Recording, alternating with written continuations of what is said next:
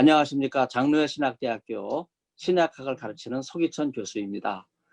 오늘 한국교회 정론을 시작하는 날인데 첫 번째 1차 포럼 시간입니다.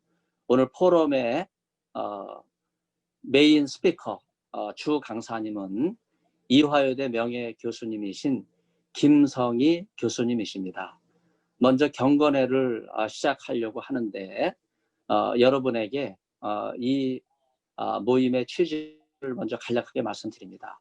이 모임이 시작되게 된 것은 2020년 가을 학기 제가 대학원 학생들과 함께 초기교회 변증학이라고 하는 과목을 가르치고 있습니다. 이 과목은 사실 너무나 필요하고 중요한 과목이죠.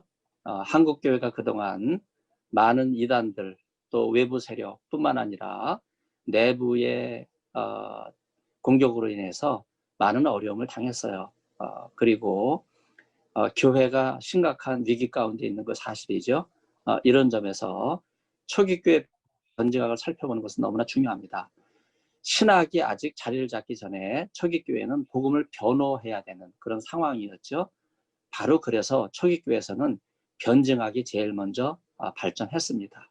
그래서 오늘 이런 차원에서 한국교회 정론을 모이게 됐고 1차 포럼을 실시하게 되는데 참가하신 여러분 진심으로 환영합니다. 먼저 경건회를 드리려고 하는데 제가 개회 기도로 시작하겠습니다. 우리 다 같이 하나님 앞에 기도하겠습니다. 전능하신 하나님 아버지, 주의 놀랍고 크신 은혜와 사랑을 감사드립니다. 한국교회를 사랑해 주시고 주님의 몸된 교회를 은혜 베풀어 주셔서 이번에 초기교회에 변증학이라고 하는 이런 과목을 통해 한국교회 정론을 시작할 수 있도록 주님께서 은혜해 주신 것 감사를 드립니다.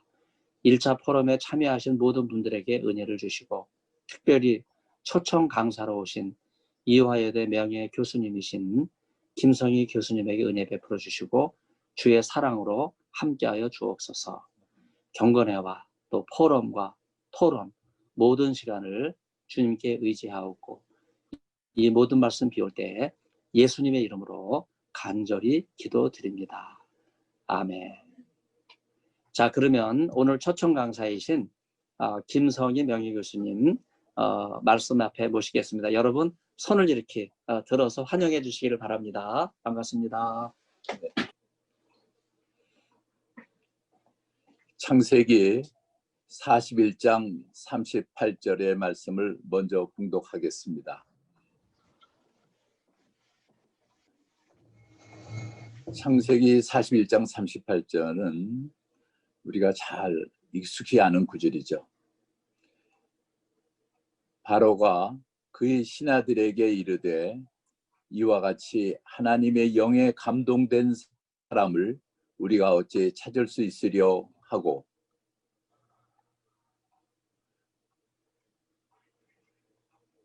아멘. 이 성경 말씀은 우리가 잘 알고 있는 요셉의 바로 왕 꿈 해몽에 관한 말씀입니다. 바로 왕이 7 암소와 7 이삭의 꿈을 꾸고 점술가와 현인들을 불러 그의 꿈을 말하였으나 그것을 바로에게 해석하는 자가 없었습니다. 그래서 요셉을 부르게 되었습니다.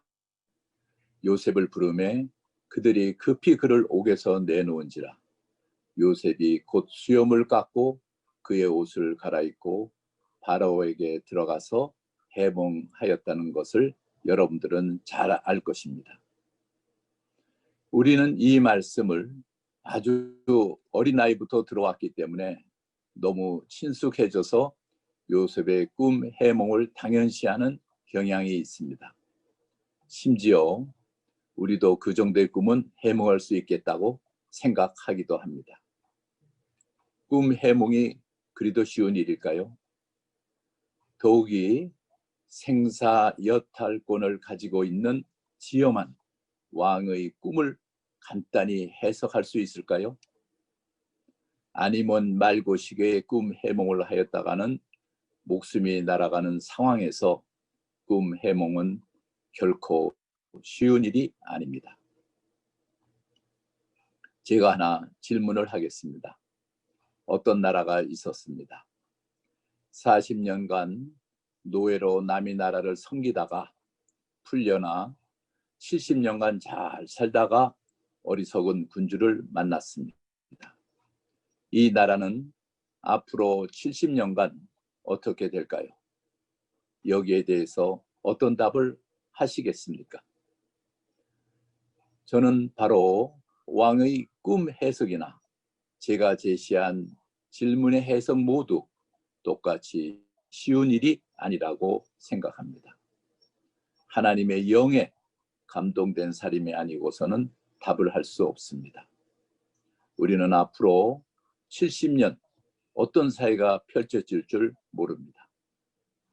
창세기 41장 38절 말씀을 다시 읽겠습니다. 바로와 그의 모든 신하가 이 일을 좋게 여긴지라. 바로가 신하들에게 이르되 이와 같이 하나님의 영에 감동된 사람을 내가 어찌 찾을 수 있으리요 하고 감동하였습니다. 왜 감동하였을까요? 첫째는 요셉은 하나님의 영에 감동되어 꿈 해몽을 잘 하였습니다. 꿈 해몽을 잘 하였을 뿐만 아니라 둘째는 한 발 더 나아가 구체적인 사업 계획을 제시했기 때문입니다. 33절에서는 명철하고 지혜 있는 사람을 택하여 애굽 땅을 다스리게 하라고 말합니다. 34절에서는 그 아래 감독관을 두어 7년 풍년을 애굽 땅의 곡물을 5분의 1을 거두라고 합니다. 35절에서는 곡물을 왕의 직속 저장소를 각 성읍에 만들어 쌓아두라고 합니다. 36절에서는 이 저장한 곡물을 7년 흉년에 써서 국가 안위를 지키라고 합니다. 정말 얼마나 훌륭한 제안입니까? 담당해야 될 사람, 조직, 저장소 이야기, 그리고 활용 목적까지 구체적으로 제안하고 있습니다. 요셉은 감옥에 있었습니다. 요셉이 간수장에게 잘 보여 감옥 관리를 맡아 편하게 지냈을진 몰라도 감옥 생활은 감옥 생활입니다.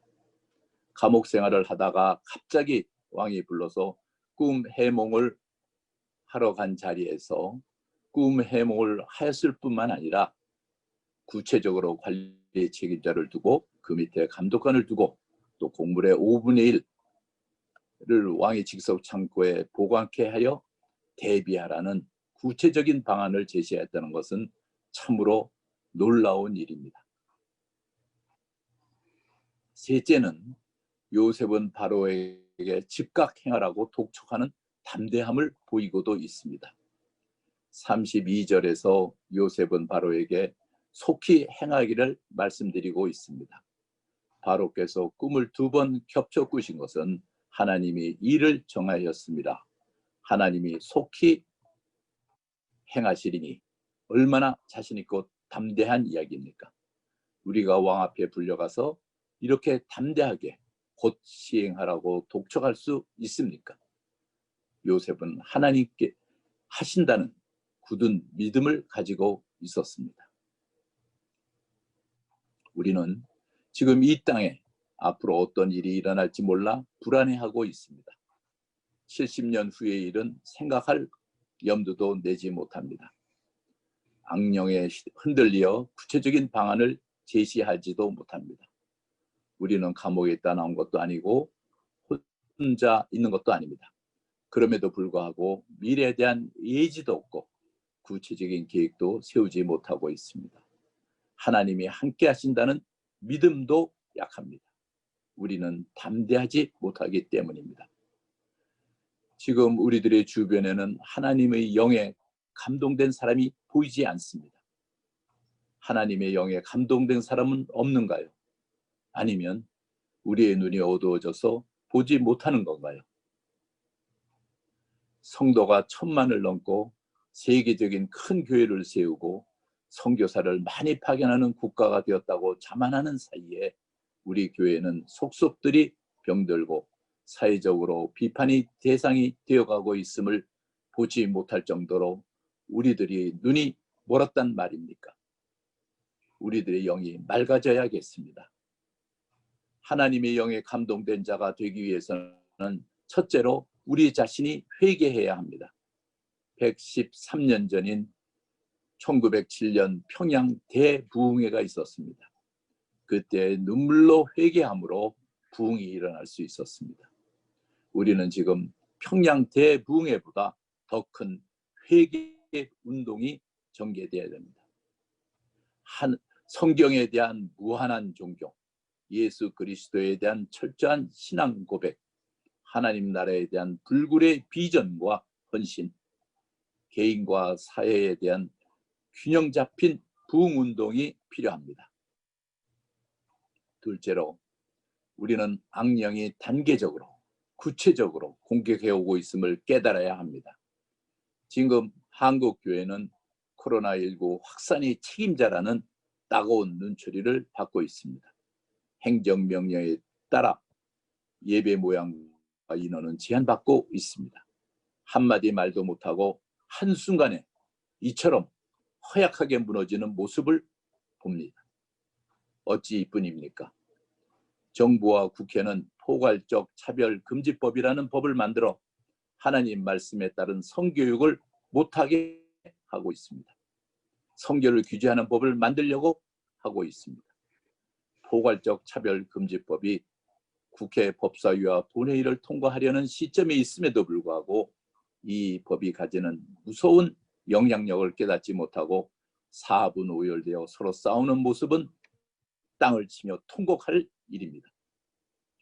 국회의원까지도 이 법이 만들어지면 교회는 규제의 바닷속에서 살아남지 못할 것이라고 말하고 있는데도 우리 목회자와 성도들은 이 법의 심각성을 깨닫지 못하고 수수방관하고 있음은 물론 심지어 지지까지 하고 있으니 이 일을 어찌하면 좋겠습니까?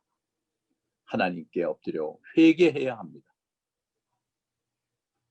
하나님께서는 결혼은 하나님의 언약으로 성스러운 것이요 가정은 생육과 번성으로 보호되어야 하며 자녀는 축복의 대상이라고 말씀하셨습니다.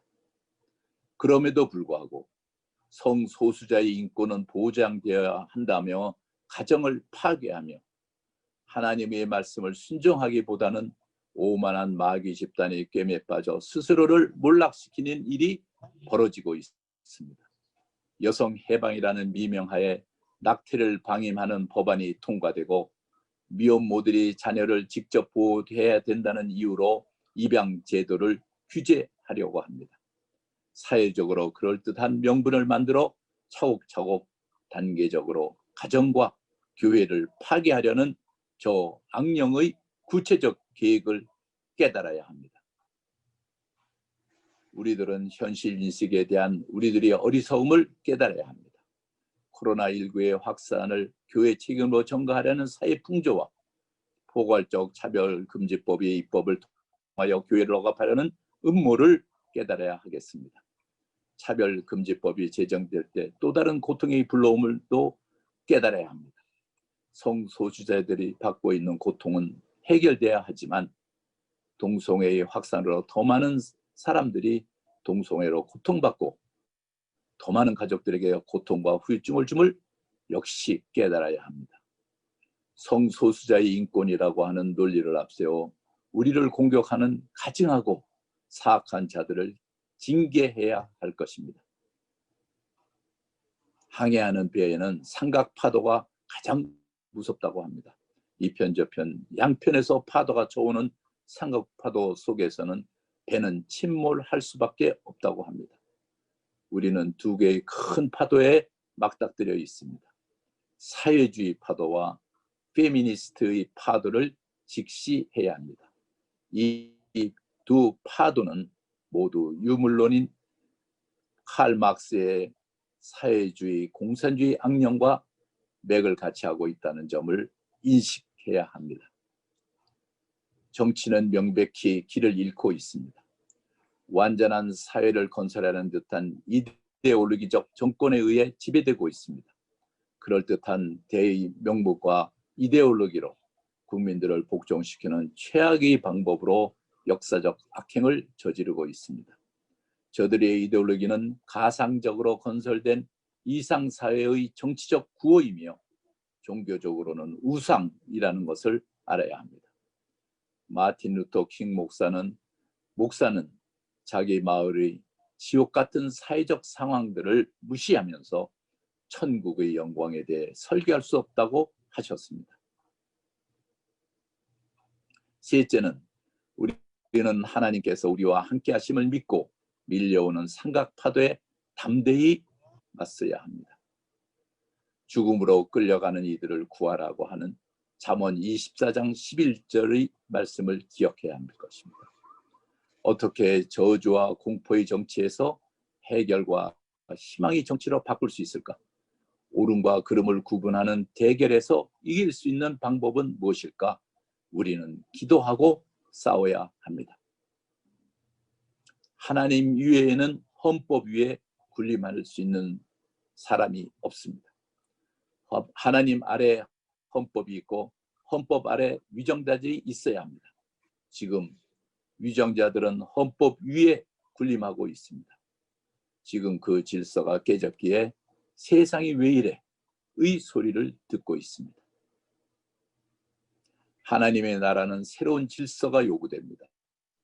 예수는 마태복음에서 회개하라, 천국이 가까이 왔느니라고 하셨고 요한복음에서는 거듭나라고 강조하고 있습니다. 거듭나라는 것은 개인에게만 한정된 것이 아니라 새롭고 공적인 운동, 하나님 나라 운동에 가담하라는 말씀이기도 합니다.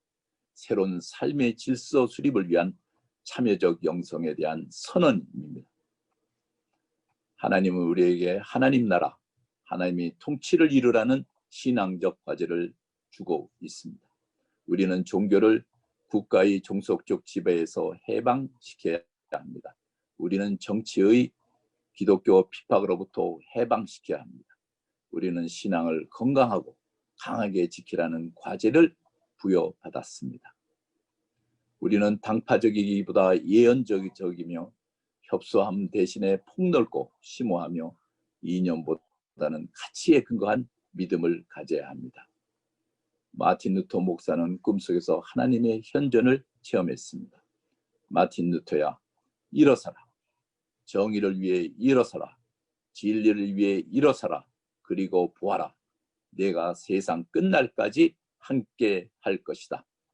그는 계속 싸우라고 하시는 예수님의 음성을 들었습니다. 그는 그를 홀로 두지 않겠다는 하나님의 약속을 들었습니다. 하나님은 우리를 홀로 두지 않을 것입니다. 현 정치 사회는 우리의 영적 부흥 운동을 가로막을 수 없으며 우리 사명에 대해 걸림돌이 되지 못합니다. 우리는 이념적 유토피아적 망상이 아니라 진리와 정의를 구현하는 구체적 목표를 가지고 사회와 정치에 도전해야 합니다. 영적 부흥을 통해 우리 정치 문화가 바뀌는 비전을 바라보고 나아가야 합니다. 아모스 선지자의 오직 정의를 물같이 공의를 마르지 않는 강같이 흐르게 할지어다라는 말씀을 가슴에 품고 나아가야 합니다. 독일의 제3제국은 멸망했지만 히틀러에 의해 처형당한 본휘퍼는 영생하셨습니다. 하나님 나라에 대한 메시지를 선포함과 동시에 국가를 향해 국가의 역할과 책임을 다하라고 말해야 합니다. 우리의 다짐을 정리하겠습니다. 우리는 국가의 양심이 되어야 합니다. 하나님만이 헌법 위에 군림할 수 있습니다. 하나님은 우리와 함께 하실 것입니다. 기도드리겠습니다. 하나님이 영에 감동된 자가 되기를 원합니다. 요셉, 본휘포, 마틴 루터 목사처럼 하나님의 영에 감동된 자가 되기를 원합니다. 하나님, 저희로 하여금 하나님의 질서를 세우는 군병으로 쓰임받게 하여 주시옵소서. 아버지께서 내게 하라고 주신 일을 내가 이루어 아버지를 이 세상에서 영화롭게 하는 용사가 되게 하여 주실 줄 믿습니다. 우리 주 예수 그리스도의 이름으로 기도드립니다. 아멘. 아멘. 감사합니다. 김성희 교수님. 제 얘기 다 들리시면 손 한번 흔들어 주세요. 네네. 그냥 자리에 앉아 계세요, 목사님. 제가 목사님이라고 말씀드린 이유는요. 우리 김성희 명예 교수님께서 영락교회 시무장로님으로 은퇴하셨어요. 그리고 이화여대 명예 교수님이신데 지난 몇 년 동안 실천신학대학원 대학교 MDB 과정을 공부하셨어요. 그래서 지난달에 목사 안수를 받으셨습니다. 그래서 오늘 하신 설교가 우리 김성희 목사님의 생애 첫 번째 설교세요. 정말 은혜롭고 하나님의 영과 하나님의 말씀이 충만한, 성령 충만한 그런 설교에 주셔서 너무 감사를 드립니다. 그래서 우리 경건회를 이제 축도로 마치려고 하는데 제가 한번 여쭤봤어요. 어디 축도는 하셨냐 그랬더니 동기동창생 교회 가서 축도 한번 하셨다 그러시더라고요. 그래서 저희가 첫 번째 축도를 좀 손이 찌릿찌릿할 정도로 가슴이 찌릿하게 한번 축도를 받으려고 했었는데 먼저 하셨다 그러지만 오늘 우리 이 한국교회 정론 출범하는 이 첫 번째 포럼 경건에 마치는 시간에 축도를 부탁드리겠습니다. 우리 김성희 목사님 축도로 일부 경건회를 마치겠습니다.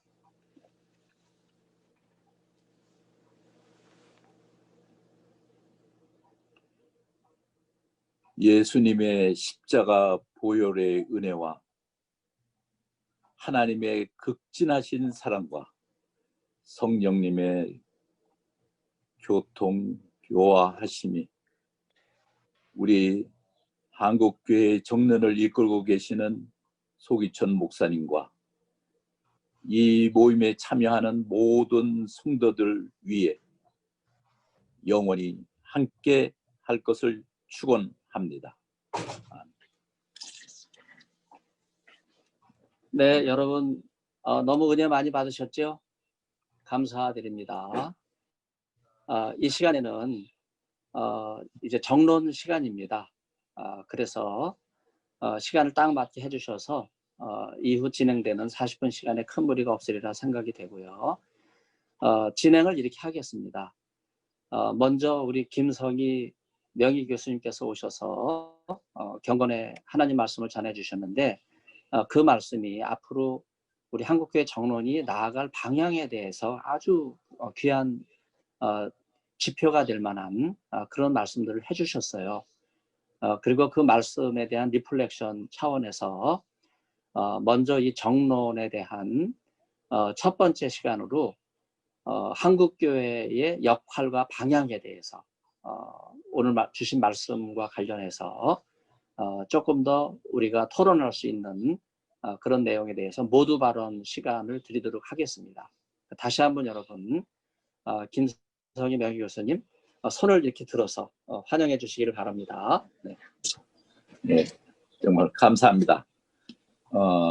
소기천 목사님을 통해서 정말 하나님께서 저에게 귀한 기회를 주셨습니다. 그동안 제가 설교 말씀만 듣기만 했는데 또 목사님 설교에 대해서 은혜를 받고 그랬는데 오늘은 정말 그 좋은 기회를 주셔가지고 부족한 종이 정말 큰 영광을 얻은 것 같습니다. 부끄럽습니다. 제가 그 설교를 해야 된다는 말씀을 전해 듣고 여러 가지로 생각을 해봤습니다. 그러면서 첫째로 생각했던 것이 왜 요즘 한국 교회가 정말 이웃과 사회를 감동을 줘야 되는데 오히려 우리가 감동을 주고 있지 못하고 빈축을 사고 있는가, 이런 문제를 생각을 해봤습니다. 교회의 본래의 모습으로 돌아가서 교회가 사회를 바꾸는, 감동을 주는 그런 교회와 저희들이 됐으면 좋겠다 하는 뜻에서 말씀을 드렸습니다. 정말 제가 보기에는 요셉이 하나님 영에 감동돼서 정말 확실한 비전을 보여주셨죠. 그런데 저희들이 지금부터 앞으로 70년간 될 한국 교회 좀 우리가 불안해하고 확신감을 갖고 있지 못하잖아요. 그렇기 때문에 정말 저는 대부흥 운동이 있어야 된다고 생각됩니다. 그래서 이러한 부흥을 위해 가지고 다시 한번 성경 말씀에 기초를 하고 또 신앙 고백하고 또 하나님이 함께 하신다는 그 신령과 하나님이 보여주시는 비전을 보면서 우리가 회개 운동을 해야 되지 않을까. 그래서 교회가 사회를 감동시키자 하는 차원에서 말씀드렸고요. 둘째는 정말 요셉이 훌륭했던 점은 비전을 잘 제시했다는 점도 있지만은 하나님의 영에 따라서 구체적인 사업 계획을 제시한 점이 또 바로와 또 신하들을 감동시켰다고 생각이 듭니다. 지금 악령은 구체적인 계획을 세워갖고 접근을 하고 있는데 저희들은 악령에 대한 대비책도 부족하고 그거를 능가하는 선한 싸움에 대한 전략이 부족하지 않은가 그런 생각을 갖습니다. 우리가 오히려 사회를 이끌고 갈 수 있는 긍정적인 그런 방향으로 가야 되지 않겠나 그런 생각을 갖고 있습니다. 그래서 현재 우리 사회가 처하고 있는 사회주의, 공산주의의 두려움, 또 페미니스트들이 주장하고 있는 각종 구체적인 대책 이런 것이 겉으로는 잘 포장돼서 많은 우리 교인과 또 국민들은 선악을 잘 분간을 못하고 있는 거죠. 그래서 그 본질을 아는 정말 믿음의 형제들이 함께 우리가 구체적인 전략을 세우고 싸워나가야 할 것이다. 이런 생각을 갖고 있습니다. 그래서 오늘 한국 정론이 갖고 있는 의미도 그 점에 있다고 생각됩니다. 셋째는 담대함에 있어야 될 거라고 생각됩니다. 하나님이 함께 하셔서 항상 우리에게 힘을 주시고 능력을 더 주실 거라고 믿습니다. 우리는 하나님 이외에는 누구도 하나님의 자리인 헌법 위에 앉을 수 없다는 믿음을 가져야 된다고 생각되었습니다. 하나님만이 헌법 위에 군림할 수 있습니다. 그러나 지금 우리 위정자들은 헌법 위에 군림해서 하나님을 경시하려고 합니다. 그러므로 우리는 싸워야 합니다. 하나님은 우리에게 함께 하실 겁니다. 그리고 우리에게 승리를 줄 것입니다. 감사합니다. 황재경 목사님 오셨네요. 환영합니다. 네, 환영합니다. 황재경 목사님. 네네. 몽골에 계신 김수영 선교사님도 네, 얼굴 한번 보여주세요. 화면이 꺼져 있지만은요. 오신 거 환영합니다. 멀리 네, 몽골에서 참여해 주셔서 감사를 드립니다.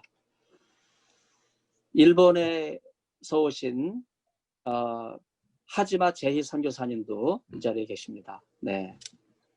또 제 클래스의 그 반장님이신 김영숙 반장님, 네, 여기 자리에 계셔서 너무나 기쁘게 생각합니다. 우리 김성희 목사님, 제가 일부러 목사님 입에 잘 익지 않지만은 목사님이라고 부르려고 연습을 굉장히 많이 했습니다. 저희 교회 장로님이시기 때문에 늘 장로님 그랬는데, 네, 제가 보니까 한국 교회가 우리 총회 헌법에 허락한 모든 그 성직을 우리 김성희 목사님은 다 거치신 것 같아요. 안수 집사부터 시무장로까지 그리고 나중에는 목사님까지 정말 하나님께서 귀하게 쓰시는 종이시다 그렇게 생각합니다. 오늘 경건에 통해서 귀한 말씀 주셨고 또 그 말씀에 대한 모두 발언을 통해서 설교를 리플렉션 하시고 한국교회 정론이 나아갈 방향에 대해서 말씀해 주신 것 진심으로 감사를 드립니다. 이 시간에는 토론을 위해서 제가 여러분에게 조금 더 우리 김성희 목사님 말씀하신 내용을 기초로 해서 좀 더 여러분에게 제안을 드리고 우리 정론이 나아갈 방향에 대해서 어떤 방향을 생각하고 있는가 이 모임을 처음 이제 시작하게 된 기안하게 된 제가 어떤 생각을 갖고 있는지 여러분에게 먼저 말씀드리도록 하겠습니다. 정론은 과연 이 이름을 쓸 수 있을까 하는 그런 생각도 제가 여러 번 하고 망설이기도 했지만은요.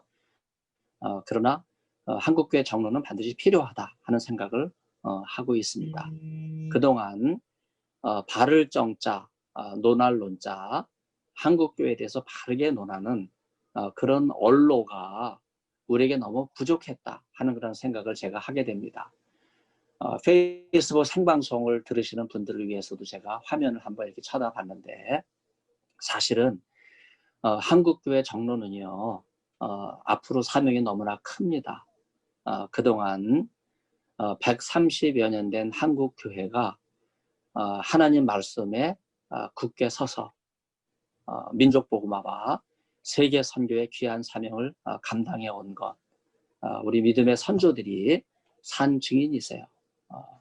그런데 이제 최근 몇 년에 이르러서 한국교회가 많은 어려움에 처해 있죠. 특별히 금년은 작년 말 중국 우한에서 시작이 된 이 코로나 바이러스로 인해서 너무나 교회가 심각한 상황이죠. 지금 이 한국교회 정론 회의도 이제 화상으로 이렇게 모일 정도로 사실은 너무나 안타까운 상황입니다. 이런 상황에서 클래스도 비대면으로 계속되고 있고 그러다 보니까 교회가 폐쇄되고 또 주일 성수가 금지되는 이런 일들이 너무 빈번하게 반복이 되고 있기 때문에 지금 뭐 개척교회는 거의 뭐 문을 닫다시피 하고 있고 이제 큰 교회도 대형 교회도 성도들이 모이지를 못해서 너무나 교회의 안타까운 모습 앞에 우리가 절망하고 있는 그런 상황입니다. 이럴 때 교계 언론이 좀 하나가 돼야 되는데 갈 바를 알지 못하고 방황하고 있는 이런 모습들 너무나 많이 봅니다. 특별히 우리 기독교 언론이 양쪽으로 이렇게 나눠졌죠. 아까도 우리 김성희 목사님께서 지적해 주셨지만 포괄적 차별금지법을 지지하는 그런 기독교 언론이 있는가 하면 대다수 침묵하는 다수죠. 성도님들, 특히 장로님들, 교회를 지키는 데 앞장서시는 장로님들은 너무나 걱정하시면서 포괄적 차별금지법 안에 독소 조항이 있는데 이런 독소 조항들 말하자면 사회적 성적 지향 그리고 젠더 정체성 사실 이것이 그 포괄적 차별금지법이 안고 있는 가장 심각한 문제인데 이걸 지키기 위해서 어떻게 보면 진보 기독교 언론과 보수 기독교 언론이 갈등하고 있는 그런 상황이기 때문에 우리 기독교 영적 지도자들이 이럴 때 깨어서 뭔가 올바른 한국교회 정론의 역할을 감당해야 되겠다 하는 생각을 하게 됐습니다. 그래서 여러분이 오늘 이 첫 번째 포럼에 참여하며 메시지를 들으시고 모두 발언을 들으시고 또 포럼의 성격을 제가 말씀드리는데 목표나 목적은 뭐냐 하면요. A4 한 장 반 정도 분량으로 여러분들이 오늘 들으신 내용을 정론으로 글을 쓰시는 거예요.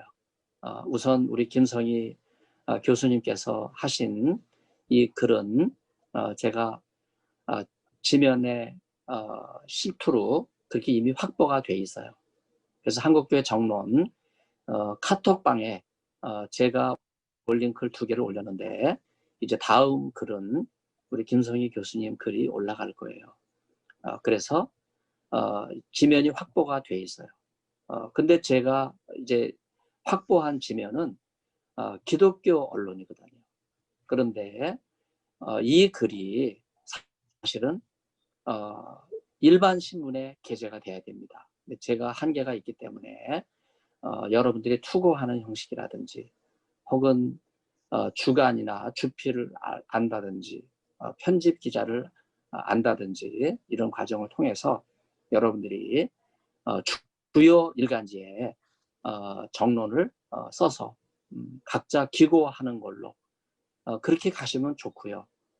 그리고 그렇게 쓴 글은 미리 저희들하고 공유하시고 그리고 출판이 됐을 때 또 공유해 주시고 그러면서 한국교회 정론이 한국 기독교 여론을 형성하고 그동안 교회에 불리하게 작용했던 그런 분위기를 바꾸고 한국교회를 선도하고 교회를 수호하는 그런 귀한 사명이 있다고 생각을 합니다. 그래서 오늘 첫 번째 포럼은요. 김성희 교수님을 저희가 모셨지만 두 번째 포럼은 헌재에서 이제 활동하시다가 퇴임하신 안창호 전 대법관 여러분 잘 아시죠? 그분을 이제 모실 거예요. 그래서 다음 주 목요일 오전 10시 반에 강남 교대역 인근에 있는 안창호 전 대법관님 그 관련 시설에서 의논하고 오찬을 할 그런 계획이 있고 이제 구체적으로 이제 한국교회 정론 두 번째 포럼을 위한 준비를 해서 날짜가 셋업이 되면 여기 김영숙 반장님이 이제 우리 클래스 초기교회 변증학이라는 클래스 반장님이신데 두 번째 시간은 클래스 특강으로 하려고 해요. 그래서 장신대 허락을 뭐 지금 이 줌도 허락을 받아서 하는 거지만은 대대적으로 홍보를 해서 안창호 전 대법관 같은 분이 장신대 와서 특강 하시고 싶어 하시기도 하고 또 저희가 반드시 모셔야 되고 또 한국교회 정론이 나아갈 방향에 대해서 오늘 김성희 교수님께서도 너무나 귀한 말씀을 해주셨는데 또 한국교회 원로이신 안창호 대법관님 모셔서 말씀을 듣게 될 때 저희들이 굉장한 도움을 삼을 수 있을 것 같아요. 그래서 이제 이 포럼 몇 차례 걸쳐서 주요 연사들을 강사님으로 모시려고 생각하고요. 그리고 여러 번 주제 발표를 통해서 어느 정도 윤곽이 잡히게 되면 한국교회 포럼이 제자리를 잡을 걸로 그렇게 생각합니다. 그런 점에서 여러분이 한국교회 정론을 위해서 관심을 가지시고 강사님들의 주옥과 같이 아름다운 이러한 강연을 통해서 우리가 영향을 받고 여러분 한 분 한 분이 논객이 되셔야 돼요. 그래서 우리 한국교회 정론 그 카톡방에는요 여러 재주 있으신 분들이 들어와 계세요.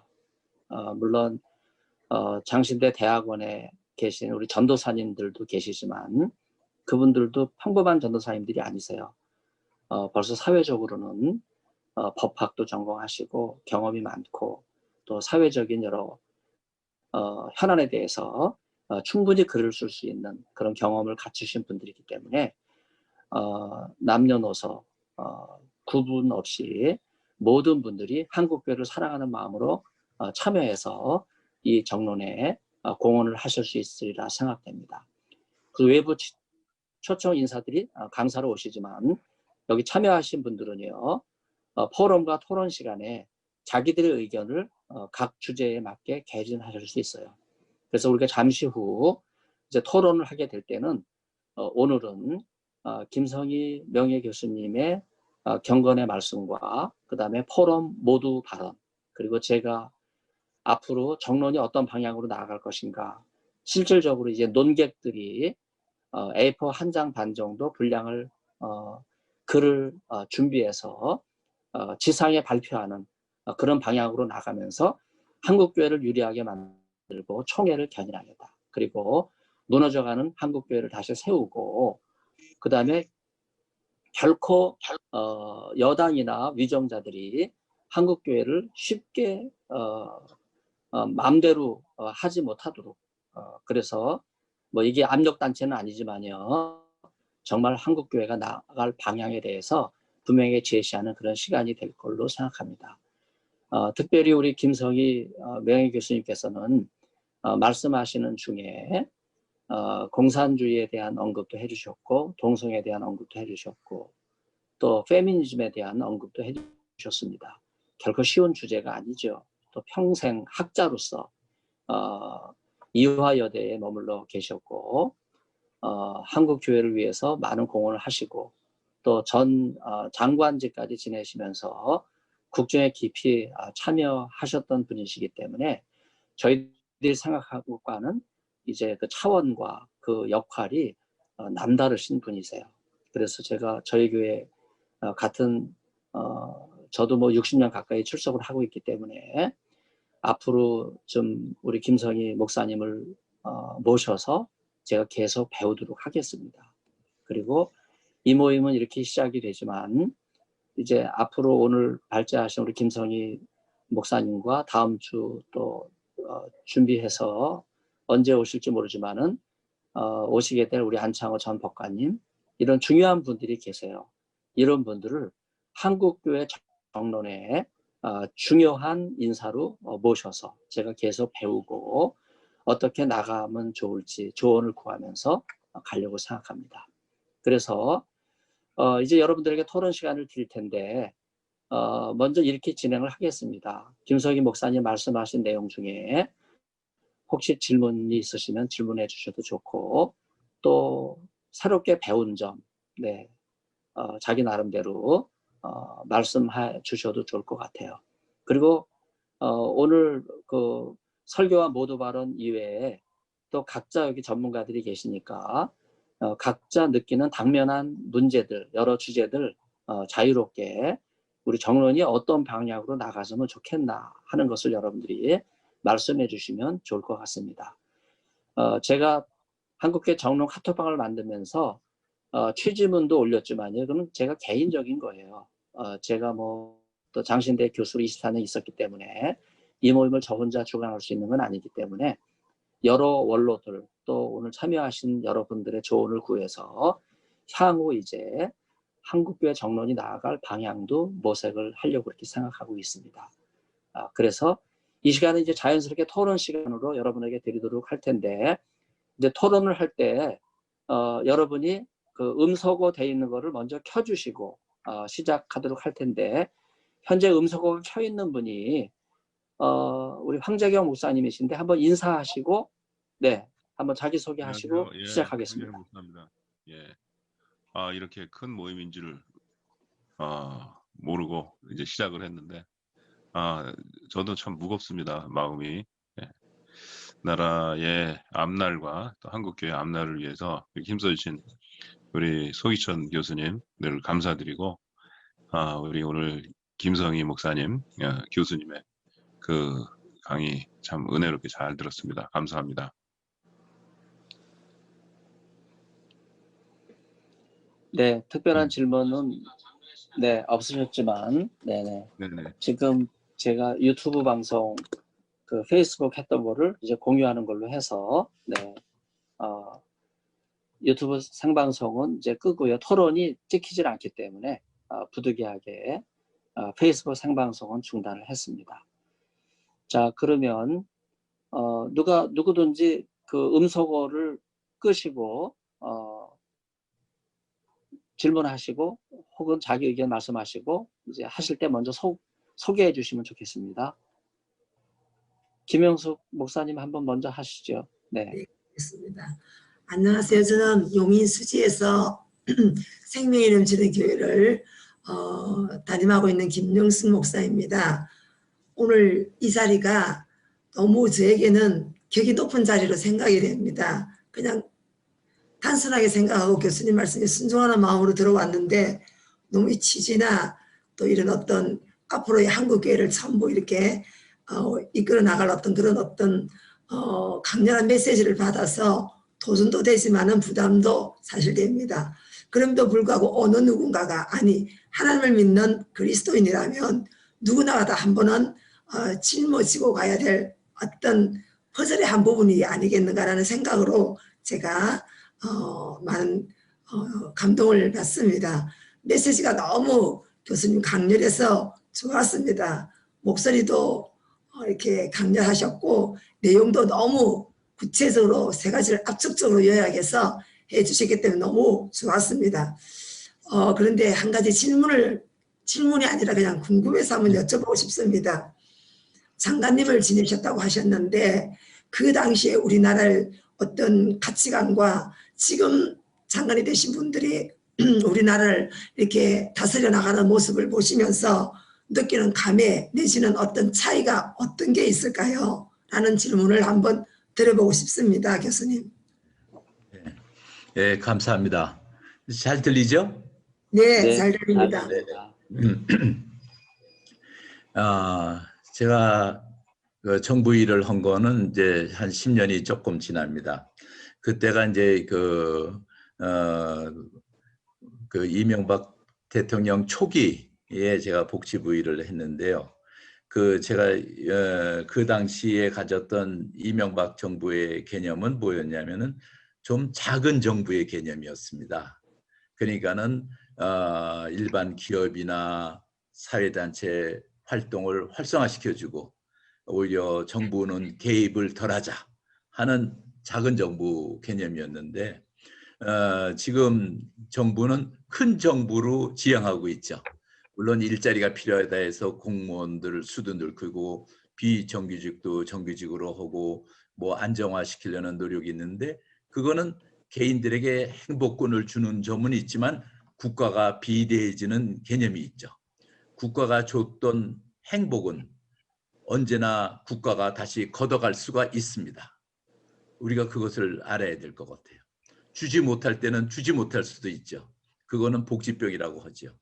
그래서 지금 우리가 정부의 형태를 큰 정부로 갈 거냐, 작은 정부로 갈 거냐 이런 논의도 우리가 생각을 해봐야 되겠고요.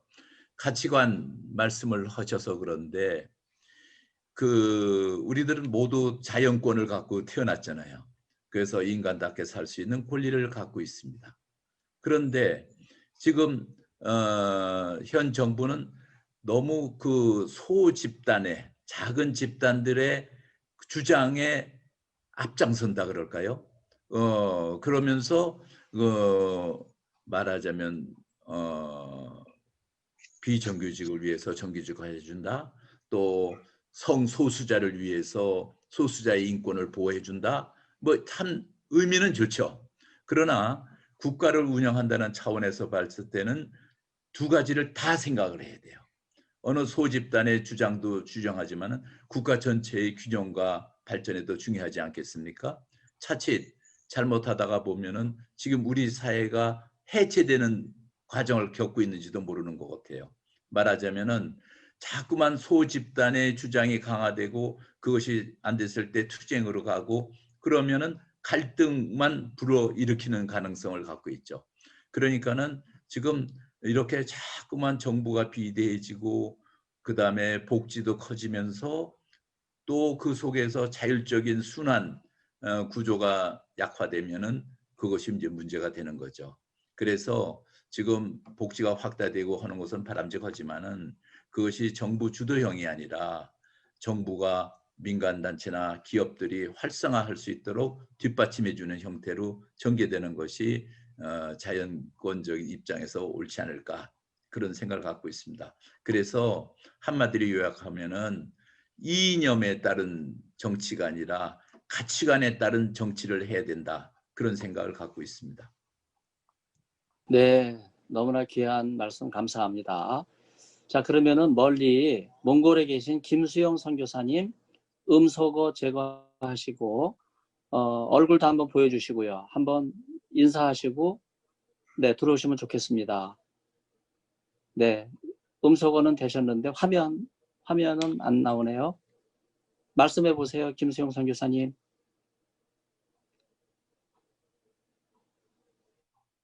네, 화면이 안 잡혀서, 네네. 네, 제가 화면은 여기서 켜지를 못하는데, 네, 일단은, 네.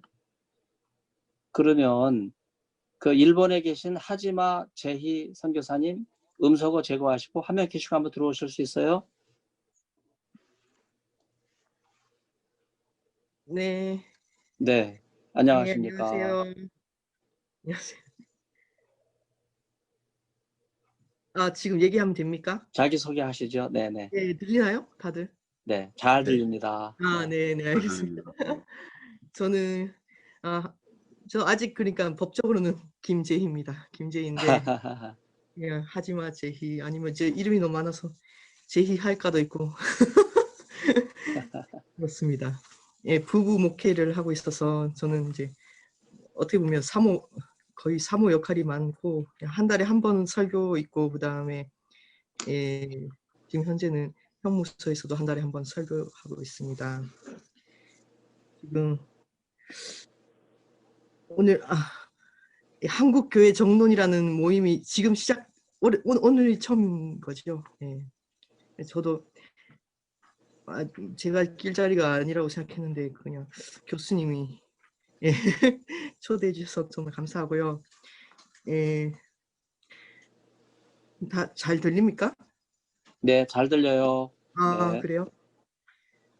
제가 오늘 이 김성희 교수님 말씀 듣고 공감을 많이 되었고 진짜 한 1년 가까이인가 우리 다들 한국 정세 때문에 외국에 있어도 너무너무 고민이 많이 되고 뭐 다른 자기 목회보다 거의 1번 위치로 가나 처음으로 고민되는 게 그 우리나라 걱정이 많이 되었고 그 다음 두 번째, 세 번째가 자기 목회 이런 그런 시간을 1년 정도 보냈더니 너무 지치고 그래요. 저도 지치고 그랬는데 그러나 지금 미국의 정세도 쉽지 않은 거 보면서 정말 세계적인 어떤 위협을 받고 있다고 생각합니다. 그래서 저도 뭔가 자기 그 발언이나 하여튼 조금이나마 참여하고자 하는 마음이 있었지만 방법도 잘 모르고 이런 모임에 이제 함께 하게 돼서 너무나 감사합니다. 또 김성희 교수님 발언 중에 제가 맞다 이렇게 제일 동감 중에 하나 말씀드리겠습니다. 먼저 그 가정과 교회를 파괴하는 악의 힘이 그 악력에 대해서 얘기하실 때 가정과 교회를 파괴한다. 이 말이 정말 너무나 핵심인 것 같아요. 그래서 근데 제가 최근에는 그 두 개를 다 같이 생각을 못했는데 교회를 완전히 망치는 거 아니냐? 우리 정부가 교회를 타깃으로 교회를 노리고 있다 이렇게만 생각했었는데 가정도 파괴하고 있다. 근데 이게 정말 중요한 내용이잖아요. 왜냐하면 성경에서 제일 기본적인 그런 공동체거나 제일 처음부터 태초부터 있는 공동체예요. 이게 가정과 교회라는 게. 그래 이 중요한 거를 노리고 있다. 완전히 성경을 뒤엎는 거죠. 성경을 뒤엎는 거고. 그래서 이 부분에 정말 우리 교회가 힘을 써야 된다.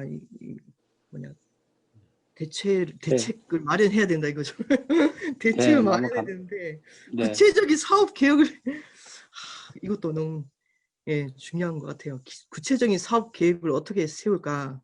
우리가 맨날 이렇게 당하고만 살아야 되냐면 우리 교회가 가정이 당하고만 살아야 되냐 이거죠.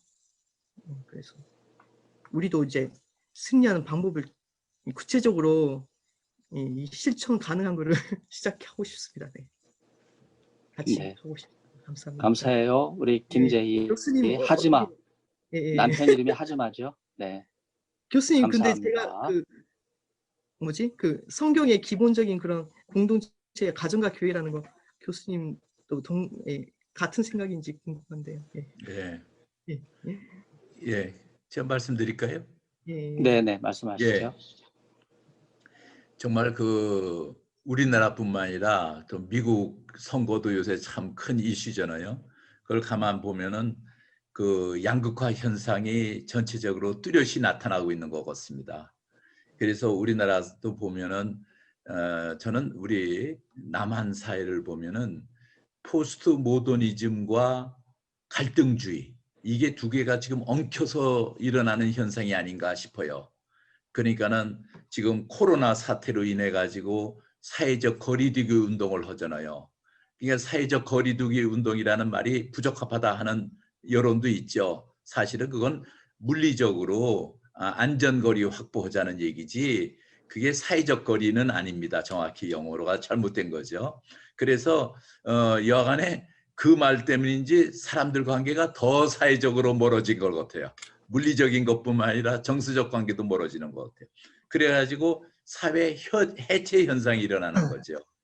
그러니까는 사회 해체 현상이 심화되니까는 지금 우리 하지마 목사님께서 말씀하신 것처럼 기본적인 공동체가 지금 위협을 받고 와해가 되는 거야. 사실은 가정과 교회가 이 해체되는 것을 연결하는 고리 역할을 하는 게 본업이잖아요. 그 연결고리를 끊어놓으니까는 해체 속도가 더욱 빨라지는 것이고 나중에 연합해서 봉사할 수 없게 되는 위기를 갖게 되는 겁니다. 그래서 지금 말씀 중에서도 가정과 교회가 사회의 가장 기본적인 단위가 아닙니까? 저도 100% 동감합니다. 정말 좋은 지적하셨고요. 저희들이 가정과 교회를, 가정은 혈연적인 관계에서, 교회는 지역사회 공동체로서 이 활동을 어떻게 하느냐, 이걸 통해서 해체되는 한국 사회와 전 세계 사회를 어떻게 융합시키는가 하는 것이 저희들의 과제라고 생각이 들고요. 그걸 하기 위한 구체적인 방법은 정말 오늘 소기천 목사님이 좋은 자리를 마련하셨으니까는 정말 일본도 또 미국도 한국도 이렇게 다 공동으로 참여하면서 또 몽골까지 다시 깊이 논의한다면은 구체적인 계획이 나올 거라고 믿습니다. 꼭 전략이 짜여져야 된다고 저는 생각합니다. 그러니까는 네. 위에서 컨트롤 타워가 있어야 되고요. 그 다음에 거기에서 아까 그 요셉이 그런 말씀을 하시잖아요. 저 말하자면은 제일 높은 감독관이 있어야 되고 전체 총괄자, 그 다음에 감독관이 있어야 되는 건 시스템을 말하는 겁니다. 그 다음에 창고를 만들어야 되고 그 5분의 1의 곡식을 돋으라고 하는 거는 재정도 있어야죠. 그러니까는 지도자, 조직, 재정, 이걸 아우르는 그림이 그려져야 된다는 이야기를 요셉이 했다는 점이 정말 우리가 본받아야 될 한국 사회의 어떤 가르침이 아닌가, 그렇게 생각이 듭니다. 네, 감사합니다.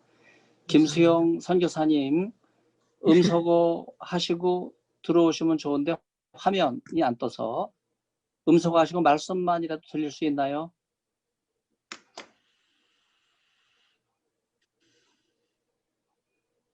네, 음소거 하셨고 말씀하시죠, 선교사님. 네, 몽골이 지금 와이파이가 잘 원활치 못해서 죄송합니다. 네, 뭐 저희가 지원을 해야 될 것 같아요. 원활하게 하실 수 있도록. 네. 그럼 여기 박용원 박사님 들어와 계신데 음소거 하시고 자기 소개하시고 네, 토론 진행해 주시죠. 네, 안녕하십니까. 예, 저는 소기천 교수님 제자로 박사학위를 받은 박영건 목사입니다. 예, 오늘 이렇게 귀한 자리 만들어 주신 교수님께 감사드리고 또 우리 김성희 목사님, 네, 귀한 말씀 또 포럼의 말씀 감사합니다. 저는 평소에 항상 제 코가 석자라서 나라 상황이나 어떤 정치 또 한국 교회에 대해서 뭐 크게 관심을 갖진 않았습니다. 그래서 그렇지만 이렇게 참여하면서 배우고자 이렇게 자리했습니다. 오늘 김성희 목사님 귀한 그 여러 가지 말씀들 통해서도 제가 많이 배웠고요. 또 특별히 보건복지부 장관 하시면서 나란 일을 하셨기 때문에 시야가 좀 더 이렇게 넓으신 것 같습니다. 제가 궁금한 건요, 하나 여쭤보면요. 지금 차별금지법이 중요한 이슈 같은데요. 지금 이 차별금지법이 어떤 상황인지, 어떻게 전개되고 있는지 제가 좀 무지해서 그런데 혹시 말씀해 주시면 좋겠습니다. 예, 감사합니다. 그 사실은 현재 상태나 진행되는 거는 소기천 목사님이 그 내용을 잘 알고 계실 거라고 생각이 들어서 나중에 보완을 좀 해주시고요.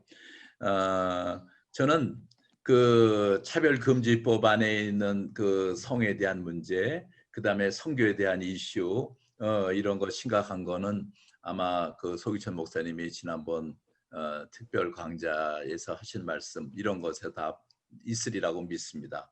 중요한 거는 우리가 표면에 나타난 격가지를 볼 것이 아니라 그 본질을 봐야 됩니다. 이러한 것이 대한민국 헌법의 정신에 위배되느냐 안 되느냐 하는 시각도 중요합니다. 왜냐하면 작은 것, 아까 그래서 제가 했지만 각각 사회를 구성하는 소집단의 정체성과 그 목소리만 들으면은 국가 전체의 그림을 놓칠 수도 있는 거죠. 그러니까는 우리는 자유롭게 살 수 있는 고난을 갖고 있는데 또 특수 소수자의 고난이 확대되면은 우리 고난이 위축되거나 상관이 될 수가 있습니다. 또 상충된 문제를 발생시킬 수도 있어요. 그래서 헌법이라는 시각에서 차별금지법이 어떤 관계가 있는가 이렇게 봐면 좋겠다 이런 생각을 하고요. 그래서 제가 아까도 그 모두 발언에서도 말씀하셨지만은 이 헌법에 대해서 우리가 관심을 가져야 될 거라고 생각이 듭니다. 그리고 우리나라의 모든 위정자, 대통령을 포함해서 모든 사람들은 다 헌법 아래에 있습니다. 그러니까 우리가 헌법에 손을 놓고 헌법을 준수하겠다고 서약을 하고 정권을 잡지 않습니까? 마찬가지로 누구나 헌법을 초과할 수는 없어요. 초월해서 일할 수는 없어요. 그리고 오직 하나님만이 법 위에 계시는 거죠. 하나님의 법이 있는 거죠. 하나님의 법 아래에 헌법이 있고 그 아래에 대통령도 있고 집행부가 있는 겁니다. 그래서 우리가 이 질서를 하나님의 법, 땅의 법, 그리고 우리 사회 뭐 이런 개념을 확실히 갖고 있어야 되는데 지금 하나님의 법에 대한 도전이 시작된 거 아니라고 시작된 거라고 볼 수 있잖아요. 그러니까 그것이 사회 혼란을 일으키는 거죠. 그래서 우리가 이 차별금지법을 볼 때도 그걸 뭐 하나님의 법까지 끌고 가지 않더라도 헌법과의 관계에서도 문제가 없는가 충분히 우리가 문제가 있다는 것을 발견할 수 있습니다. 네, 감사합니다. 포괄적 차별금지법에 대한 내용이 현재 국회에 계류 중에 있죠. 네, 그래서 우리가 기도를 좀 많이 해야 될 것 같고요. 과거 20년 동안 계류가 여러 번 됐었어요. 그런데 한국교회가 깨어서 그걸 어느 정당도 발의는 했지만 그거를 상정하지를 못했죠. 그래서 올해도 이제 계속 그런 상태에 있기 때문에 여러분들이 계속 관심 갖고 기도해 주시고 이 문제는 한국교회만이 막을 수 있다 하는 생각을 가지시고 여러분이 기도해 주시기를 바랍니다. 현재 그 한국교회 정론 참여하시기로 되어 있는 분들 가운데 사실은 미국도 있어요. 그리고 이스라엘도 있고 독일도 있습니다. 그런데 몇 분이 참여하지 못하신 이유는 오늘이 샤밧 샬롬이에요. 유대인이 오늘 안식일을 지키는 날입니다. 그래서 오늘 부득이하게 못 들어오셨어요. 그래서 다음 포럼은 저희가 토요일을 피하려고 생각합니다. 샤밧 샬롬을 피해서. 그래서 이제 아마 우리 초기교회 변증학이라는 과목이 월요일 날 있기 때문에 다음 모임은 아마 월요일이 되지 않을까 하는 생각을 하고 있는데 그 날짜가 언제인지는 안창호 전 대법관하고 의논해서 정하도록 그렇게 하겠습니다. 그리고 아까도 말씀드린 것처럼 학교에서 할 수 있는 포럼으로 진행을 하려고 하기 때문에 여러분들이 관심을 많이 가져주시기를 바랍니다. 예정된 시간이 이제 다 됐습니다.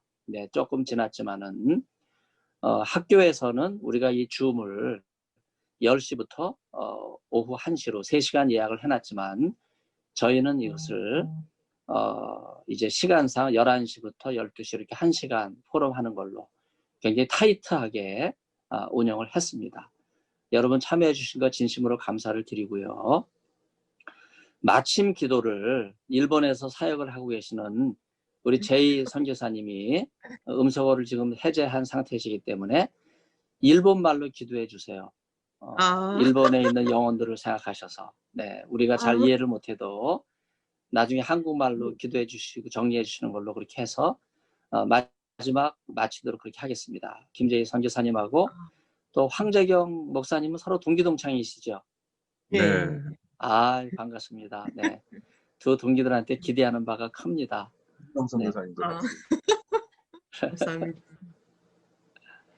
자, 그러면 우리 김재희 선교사님 일본말로 기도해 주시고 한국말로 정리해 주셔도 좋겠습니다. 네.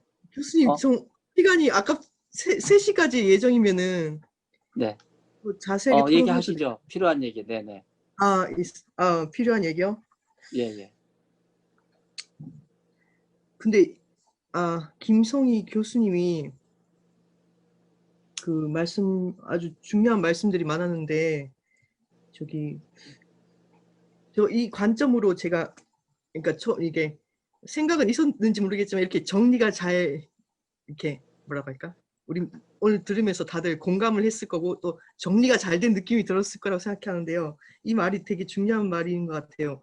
헌법 위에 위정자가 섰다 뭐 이런 대목이 그리고 헌법 위에 하나님이 있다 이런 헌법 위에 군림할 수 있는 분은 하나님 한 분밖에 없다 그런 어떤 개념을 말씀해 주셔서 감사한데 이게 옛날부터 있었던 거라고 생각해. 이런 문제들은 어느 시대에도 고대부터 있었던 것 같은데 우리가 이 개념을 이렇게 뭐라 할까 이렇게 말로 글이나 말로 이렇게 딱 명시를 하면은 더 빨리 우리가 이제 이 문제에 직면할 때 빨리 인식을 할 수 있고 그리고 그것을 이제 뭐라고 할까 극복하는 방법을 제안할 수 있을 거라고 생각합니다. 너무나 이렇게 잘 정리된 말씀 너무나 감사하고요. 근데 정말 이 해결책이 있을까 너무 큰 의문이 있습니다. 제가 한 말씀 좀 드려도 되겠습니까? 네, 말씀하시죠. 이렇게 정부가 초헌법적인 지금 행태를 보이게 된 거는 지난 4.15 부정선거 때문이라고 이렇게 생각을 합니다. 지금 미국도 부정선거 때문에 지금 거의 전 국가적으로 지금 난리가 난 상태인데 그 수법이나 이런 걸 보면 전부 다 거의 동일한 수법으로 지금 진행을 하고 있고 우리나라는 개표가 지금 6개월이 넘어서도 지금 개표가 안 되고 있다는 거는 지금 부정선거가 거의 확실하다는 그런 생각이 드는데 그러니까 지금 의회까지 장악을 했으니까 뭐 우리가 할 수 있는 힘이 사실은 없다 이렇게 보여지는데 그런 의미에서 우리 한국교회 포럼도 좀 조심스럽지만 부정선거 를 퇴치하자 그다음에 부정선거를 주장하는 그런 운동을 좀 같이 하는 건 어떤지 그래야 아니 그 근본 자체가 잘못되어 있는데 그러니까 지금 법안을 내놓는 것들이 지금 안한 무인격으로 지금 법안을 좀 다 내놓고 있는데 속수무책이거든요. 그런 것도 좀 우리가 같이 하는 것이 어떤가라는 생각이 듭니다. 그러니까 이게 한 번 통과되면 이거 그 다음 계속이잖아. 계속 그렇죠. 그래도 통과된다. 미국까지 가서 지금 난리치니까. 네, 정말 두 분 말씀 굉장히 혼돈. 중요한 말씀이에요. 이제 부정선거 문제도 또 우리 황재경 목사님 말씀해 주셨는데 우리가 앞으로 한국교회 정론에서 그 문제도 다룰 수 있을 것 같아요. 그래서 우리 황재경 목사님이 이제 정론을 하나 쓰셔서 A4 한 장 반으로. 그래서 그거 기고할 수 있는 기회도 우리가 들을 수 있고요. 사실은 이제 제가 어젯밤에 우리 김성희 목사님은 말씀과 또 모두 발언, 우리 한국교 정론이 나아갈 방향에 대해서 준비하시는 동안에 저는 어제 늦게까지 이 정론이 어떤 설립 취지와 또 방향으로 나가야 될까, 또 정관도 또 만들어야 된다 하는 생각에서 제가 여러 가지를 생각했는데, 제가 좀 생각했던 내용을 잠깐 소개를 하면, 교회 문제 관련해서 검증되고 헌신된 전문 대표들의 회동도 한번 생각해 보고요. 국내외 교회 문제를 검증하면서 아주 좋은 사례들이 있잖아요. 헌신된 사례, 그런 것도 연구해 보고, 언론 대책에 대해서 종합 지침도 마련하고, 교단 단체들, 또 교계 영적 지도자들과 교류하는 거. 그래서 우리가 서명이라든지 성명서라든지 아까 말씀드린 농객들 중심으로 한 정론이라든지 혹은 기자회견이라든지 여러 가지를 우리가 생각할 수 있어요. 그래서 제가 이 모임이 상당히 중요하다고 생각해요. 그래서 많은 분들이 의견을 집약하고 또 다양한 관심을 가지신 분들이 계시기 때문에 또 각각의 목회 현장에서 또 선교 현장에서 사역을 하고 계시는 분들이라 많은 영향력을 발휘할 수 있거든요. 근데 이게 개인이 있을 때는 그렇게 힘이 없어요. 모래알처럼 흩어져 있기 때문에. 그러나 이런 한국교회 정론이라는 모임을 통해서 점점 모이게 되면 상당히 응집력도 있고 또 힘도 모을 수 있다고 생각합니다. 제가 만든 한국교회 정론 단톡방은 100명만 모을 수 있어요. 이제 제가 모임 성격에 맞지 않는 분들은 강제로 강퇴시킬 권한도 있거든요. 그리고 지난번 밤에 제가 잠잘 때 들어와서 소동을 부린 3사람에 대해서는 제가 신고까지 했어요. 그래서 그분들이 카카오톡에서 굉장히 불이익을 당해서 다른 오픈 채팅에는 이제 못 들어가게 돼요. 제가 5가지 조목으로 했기 때문에. 그래서 여러분들한테도 그 권한을 드리면 좋은데 어떻게 드리는지를 몰라서 아무튼 제가 만들어 놓고, 또 여러분들도 이제 한국교회 정론을 견인해 주셔야 됩니다. 그래서 지금 이렇게 오늘 1시간여 정론 진행되는 걸 보시면서 이게 한국교회에서 굉장히 중요한 방향이 되고 일본과 몽골과 미국과 독일과 그리고 이스라엘에 관련된 전문가들이 지금 들어와 계신데 이런 분들의 네트워킹 속에서 우리가 앞으로 해야 될 일이 참 많구나 그런 생각 하시면서 정말 이 모임에 꼭 필요한 논객들이라고 생각하시는 분들은 저한테 추천을 해주세요. 그래서 제가 초대할 수 있도록 그렇게 하겠습니다. 그래서 여러분들이 관심을 갖고 추천을 해주시면 이제 그런 분들을 모아서 또 여기 들어와 있지는 않지만은 저하고 방향을 같이 하는 분들이 많이 계세요. 그래서 그런 분들을 제가 이제 초청하려고 생각을 하고 있고, 또 신문지상만 지금 생각하고 있는데 제가 뭐 신학대 교수이기 때문에 한계가 많잖아요. 그러나 매스미디어 전체를 우리가 좀 관심을 갖고 다양하게 갈 수 있으면 좋겠다 하는 그런 생각을 하고 있습니다. 자, 우리 김수영 선교사님 혹시 말씀하실 수 있나요? 너무 아쉬워서. 네.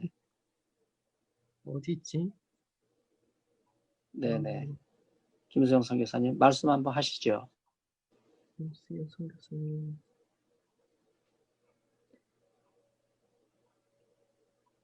네, 아마 말씀을 하시는 것 같은데 저희한테 들리지 않아서. 그러네. 네, 너무 안타깝습니다. 활성화될 수 있도록 한번 예. 생각을 해보죠. 그러면 우리가 예정 시간이 있기 때문에 오늘은 이 정도로 마감을 하고요. 다음에 이제 진행될 모임에 대해서는 단톡방에 다시 공지하고 또 우리 김영수 반장님이 계시기 때문에 초기 교회 변증학에 또 우리 학우들도 계세요. 그래서 그 학우들을 초대해서 우리 클래스를 중심으로 해서 장신대 특강이 성사될 수 있도록 제가 그렇게 마련하겠습니다. 그러면 아까 말씀드린 것처럼 우리 하지마 제이 선교사님 마지막 일본말로 기도해 주시고 한국말로 정리하신 다음에 마치도록 하겠습니다. 네, 기도하겠습니다. 天の地の神様、感謝いたします。私たちの日々の生活は、本当にあなたがすべてをご存知です。また、この韓国や世界にさまざまな問題、特に本当に、暗闇の中にあります。どうか私たちを光へと導いてください。そして、あなたのこう暗闇の時代こそ、あなたからの、知恵が与えられ、解決の道が与えられることを、望んでおります。また、与えられることを信じます。どうか私たちに聖霊の働きが豊かにありますように、この祈り、イエス様の皆によってお祈りします。アーメン。 아멘.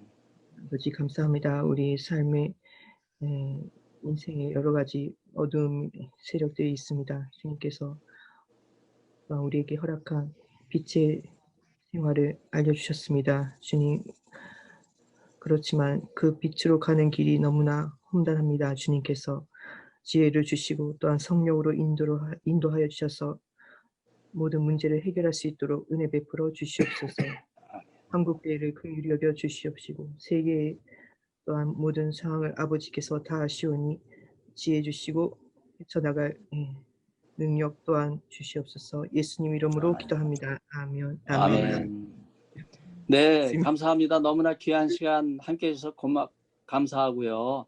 특별히 우리 김성희 목사님, 네, 제가 너무나 네, 가깝게 감사합니다. 생각해서 무례하게 막 부탁을 하고 어제 12시 넘어서 귀가하셨거든요. 너무 감사드리고 네, 네. 귀한 시간 너무나 큰 은혜 주셔서 감사드립니다. 다음 네. 시간에 만나겠습니다. 네, 고맙습니다. 감사합니다. 네, 감사합니다. 감사합니다.